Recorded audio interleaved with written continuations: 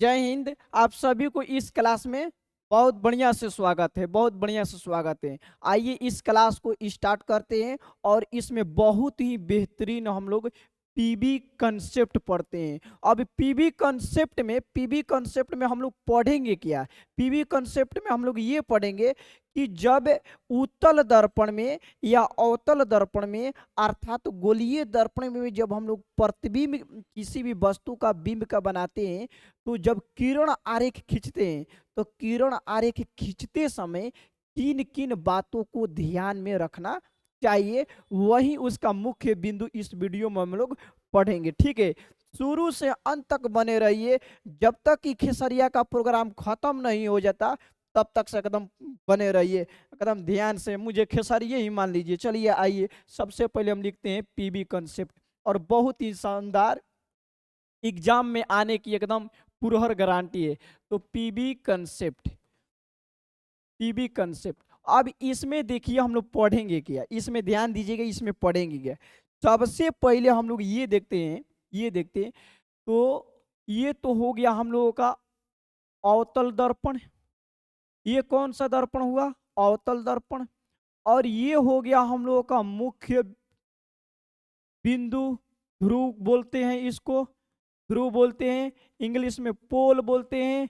क्या बोलते हैं? पोल बोलते हैं। खेसरिया का पोल खुल गया। अब देखिए पोल, अब देखिए ये पोल हो गया। अब इसे किस चीज से प्रदर्शित करते हैं? पी से प्रदर्शित करते हैं। इतना बात सभी लोगों को मालूम होगा कि दर्पण, गोलीय दर्पण के मध्य बिंदु को पी बोलते हैं, गोलीय दर्पण के मध्य बिंदु को ध्रुव बोलते हैं, गोलीय दर्पण के मध्य बिंदु को पोल बोलते हैं। इतना बातें सभी लोगों को क्लियर हो गया होगा। अब यहाँ से जो ये बिंदु है हम लोगों का गोलीय दर्पण, जिस गोले का भाग होता है, गोलीय दर्पण जिस गोले का भाग होता है, उस गोले की त्रिज्या को, उस गोले की त्रिज्या को वक्रता त्रिज्या कहते हैं, और उस गोले के केंद्र को वक्रता केंद्र सी बोलते हैं, जिसे सी से प्रदर्शित करते हैं। ठीक है, और ये हम लोग का पी हो गया। और सी और पी के बीच में एक बिंदु बीचों बीच एफ होता है, जिसे फोकस बिंदु बोलते हैं। क्या बोलते हैं हम लोग? फोकस बिंदु बोलते हैं। क्या बोलते हैं? फोकस बिंदु बोलते हैं। तो ये हम लोग को अवतल दर्पण हो गया। थोड़ा सा सुंदर बना देते हैं, सुंदर, सुंदर लीजिए, सुंदर बना दिए इसको, और थोड़ा सा बेहतरीन हो गया। ये हम लोग का गोलीय दर्पण है। ठीक है, तो गोलीय दर्पण के मध्य बिंदु को हम लोग पी बोलते हैं, ध्रुव बोलते हैं। और पी और सी के बीचों बीच कौन सा बिंदु होता है? एफ होता है। अब आएगा हम लोग को माजा। अब हम लोग किरण आरेख के मुख्य बिंदु देखने वाले हैं। चलिए, जब प्रकाशीय किरण प्रधान अक्ष या मुख्य अक्ष के समानांतर जाती है, जब प्रकाशीय किरण प्रधान अक्ष या मुख्य अक्ष के समानांतर जाती है, जब प्रकाशीय किरण प्रधान अक्ष या मुख्य अक्ष के समानांतर जाती है, तो दर्पण से टकराकर फोकस बिंदु से गुजरती। सबसे पहला पॉइंट, सबसे इंपॉर्टेंट, जब प्रकाशीय किरण प्रधान अक्ष या मुख्य अक्ष के समानांतर जाती है, तो दर्पण से टकराने के बाद मुख्य फोकस बिंदु से गुजरती है। किस बिंदु से गुजरती है दोस्तों? फोकस बिंदु से गुजरती है। तो ये हम लोग का पहला पॉइंट हो गया। तो जब प्रकाशीय किरण प्रधान अक्ष के समानांतर जाएगी, दर्पण से टकराएगी, तो किस बिंदु से लौटेगी? किस बिंदु से लौटेगी? फोकस बिंदु एफ से लौटेगी। समझ में गए? ये हम लोगों का पहला पॉइंट हो गया। अब ये हो गया हम लोग का आपतित किरण, ये हो गया हम लोग का परावर्तित किरण। इतना बातें समझ में आ रहा है। और इस बिंदु को हम लोग बोलेंगे आपतन बिंदु बी बोल दीजिए, आपतन बिंदु बी बोल दीजिए। तो ये पहला कंसेप्ट आप लोगों को क्लियर हो गया, क्लियर हो गया। चलिए, अब इसके उल्टा है, अब इसके उल्टा दूसरा देख लीजिए। इसके उल्टा मान के चलिए कि ये हम लोगों का अवतल दर्पण है। ये क्या है? ये हम लोग का अवतल दर्पण है, ये हम लोग का अवतल दर्पण है। ये हम लोग का प्रधान अक्ष हो गया, ये पी हो गया, ये एफ हो गया, और ये हम लोग का सी हो गया, ये हम लोग का सी हो गया। कोनो बौरा कहता कि ना हम समांतर नहीं ले जाएंगे प्रकाशीय ए ललका टी शर्ट वाला देख ना भाई, ये साहब वाला जी, ये बाद में देख देख। जब प्रकाशीय किरण एफ से लेकर गए, एफ बिंदु से, जब प्रकाशीय किरण एफ बिंदु से हम लोग लेकर गए, एफ बिंदु से, तो जब प्रकाशीय किरण को एफ बिंदु से लेकर गया गया तो दर्पण से टकराकर मुख्य अक्ष के यह समांतर चली जाती, उल्टा। देखिए जस्ट इसके उल्टा है, और दोनों सेम ही हैं।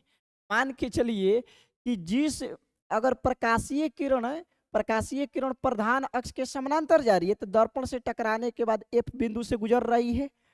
यदि प्रकाशीय किरण को हम एफ बिंदु से लेकर जाएंगे और दर्पण से टकराएगी तो कैसे जाएगी प्रकाशीय किरण? मुख्य अक्ष के समानांतर हो जाएगी।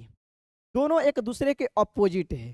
तो ये दोनों कंसेप्ट आप लोग को क्लियर हो गया होगा। चलिए अब हम तीसरे कंसेप्ट पे चलते हैं। तीसरा कंसेप्ट हम लोग का क्या है? तीसरा कंसेप्ट ये है, ये देखिए, ये हम लोग का क्या है? अवतल दर्पण है। ये अवतल दर्पण है। सर केवल अवतल दर्पण में ही ये रूल लगता है, उत्तल में नहीं लगता है? उत्तल में भी लगता है, गोलीय दर्पण कौनो हो। ठीक है, चलिए, तो ये हम लोगों का हो गया प्रधान अक्ष या मुख्य अक्ष, ये हम पी हो गया। ठीक है, ये हम लोग का एफ हो गया। ठीक है, और ये हम लोग का सी हो गया। आगे आवाज समझ में कोई दिक्कत नहीं है सर जी? ठीक है सर जी, आगे बढ़ते। अब प्रकाशीय किरण पहले एफ से लेकर गया तो समांतर हुआ, समांतर लेकर आया तो एफ से गुजरा। तो हम अब क्या करेंगे? अब प्रकाशीय किरण को हम लेकर जाएंगे सी बिंदु से। तो जब सी बिंदु से प्रकाशीय किरण को लेकर जाएंगे तो सी बिंदु से प्रकाशीय किरण अगर जाएगी तो दर्पण से टकराने के बाद पुनः मुंह बिदोर ले उसी पथ पर वापस आ जाएगी। यह भी बहुत अच्छा पॉइंट है, शानदार, एकदम बिल्कुल शानदार है।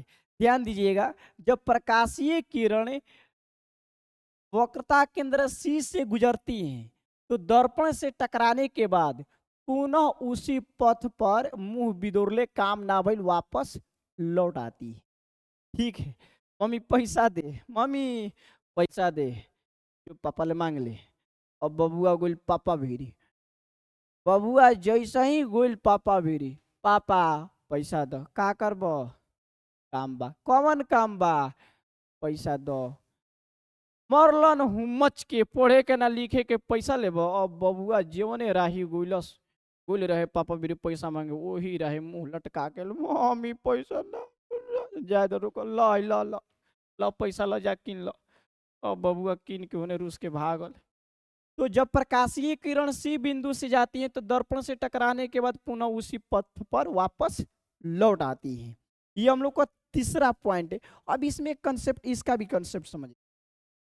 आखिर जब सी बिंदु से जाती है प्रकाशीय किरण, सी बिंदु से जब प्रकाशीय किरण जाती है और दर्पण से टकराने के बाद उसी पथ पर आ जाती है तो आखिर ऐसा क्यों होता है? तो याद पाड़िए, याद पाड़िए, याद पाड़िए, पाड़िए पाड़िए, याद पाड़िए, याद पाड़िए।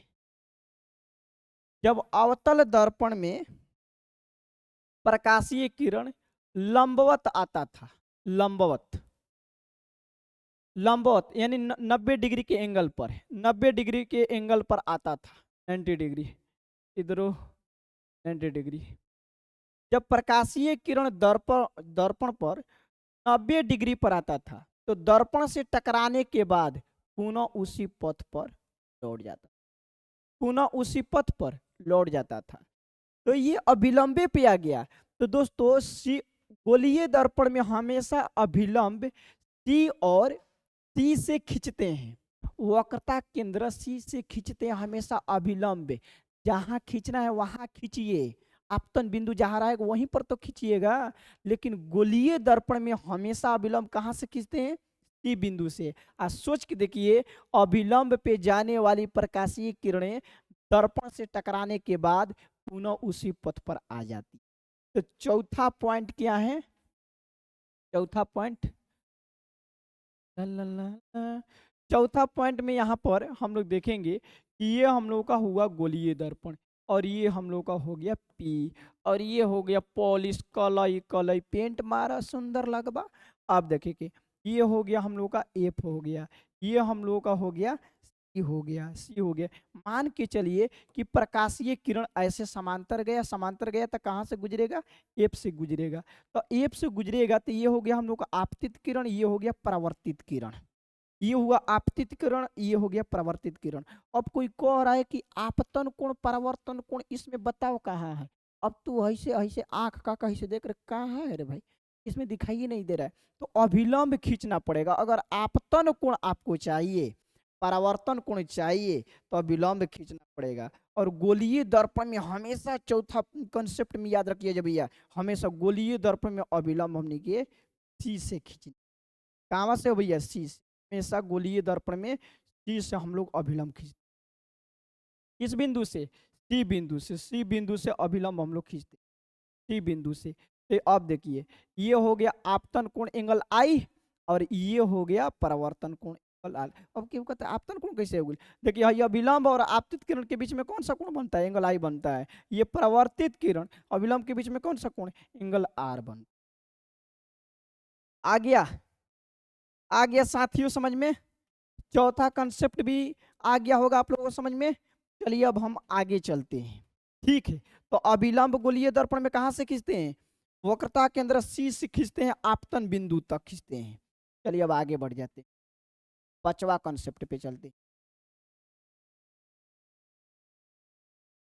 पांचवा कंसेप्ट ये है कि ये हम लोग का गोलीय दर्पण हुआ, ये हो गया गोलीय दर्पण, और ये हो गया प्रधान अक्ष या मुख्य अक्ष। ये पी हो गया, ध्रुव पी हो गया। ये हम लोग का एफ हो गया, और ये हम लोग का। अब कोई कह रहा है कि ना प्रकाश को हम सी बिंदु से लेकर जाएंगे, ना हम एफ बिंदु से लेकर जाएंगे, ना समांतर लेकर जाएंगे। अब लेकर जाएंगे टेक्नो पांडे, अब लेकर जाएंगे सीधे पी पे, ध्रुव पे लेकर जाएंगे, ध्रुव पर, ध्रुव पर, ध्रुव पर लेकर जाएंगे। ऐसे प्रकाश किरण ध्रुव पर, सीधे ध्रुव पर लेकर जाएंगे। अब प्रकाश किरण को हम ध्रुव पे लेकर जाएंगे, तो जब प्रकाश किरण ध्रुव पर जाएगा तो ऐसे ही आ जाएगा, ऐसे ही।